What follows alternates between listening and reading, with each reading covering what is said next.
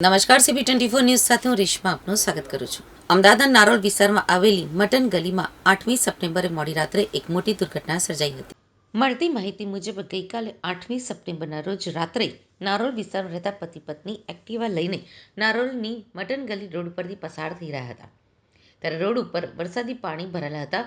આ રોડ ઉપર મોટા ખાડા પણ પડેલા છે અને તેમાં જ વરસાદી પાણી ભરાયેલા હતા, જેમાં અચાનક જ ખાડો આવતા પતિ પત્નીને કરંટ લાગ્યો હતો અને તેઓ બેભાન થઈ ગયા હતા.